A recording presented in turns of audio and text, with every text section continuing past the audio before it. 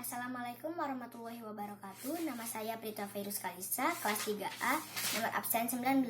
Hari ini saya akan menceritakan tentang kisah Nabi Yunus alaihi salam ditelan ikan paus. Dalam Al-Quran, surah Asy-Shu'ara ayat 139 sampai 148, Nabi Yunus merasa putus asa kepada kaumnya yang keras kepala. Hampir puluhan tahun berdakwah, hanya sedikit yang mau mengikutinya. Akhirnya beliau pun meninggalkan kaumnya dengan perasaan marah sekaligus sedih. Allah Subhanahu wa Ta'ala mengutus Nabi Yunus untuk berdakwah kepada suatu kaum di Ninawa, negeri yang terletak di daerah Mosul, Irak.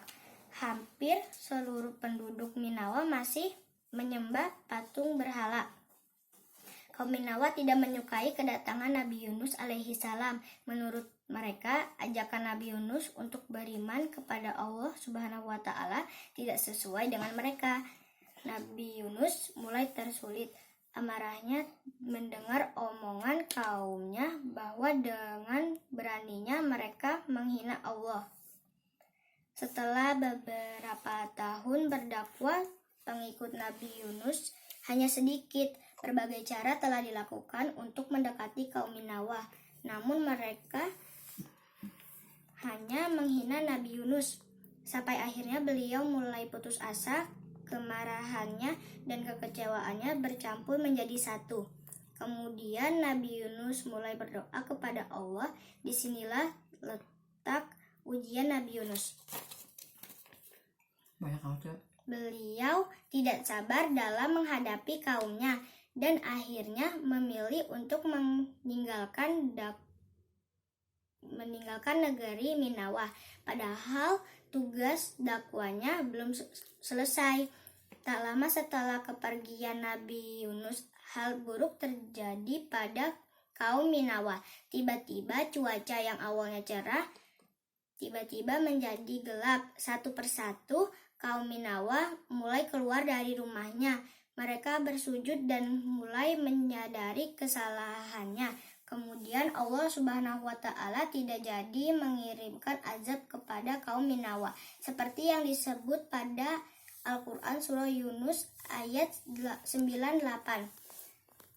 Ketika mereka kaum Yunus itu beriman, kami hilangkan dari mereka azab yang menghinakan calon kehidupan dunia, dan kami beri kesenangan kepada mereka sampai waktu tertentu. Sementara itu Nabi Yunus sudah di kapal.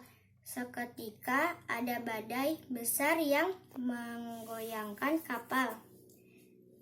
Nakoda pun memberi ide untuk membuang barang-barang ke lautan. Satu persatu mengeluarkan barang-barang mereka, tapi tetap saja berat.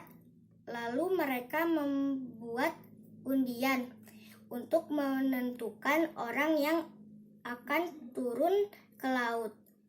Mereka pun memulai undian. Mereka pun terkejut karena yang terpilih adalah Nabi Yunus alaihi salam.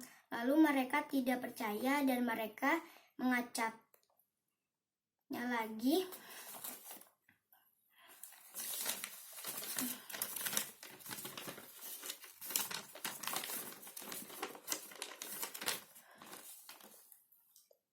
Lalu mereka mengulangnya sampai 3 kali. Namun yang terpilih Nabi Yunus.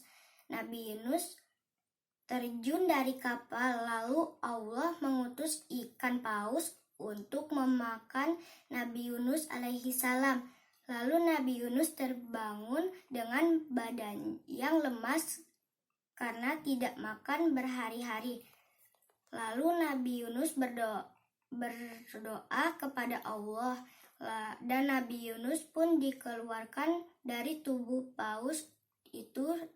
Lalu Allah menaruh buah di dekat Nabi Yunus agar Nabi Yunus memakannya.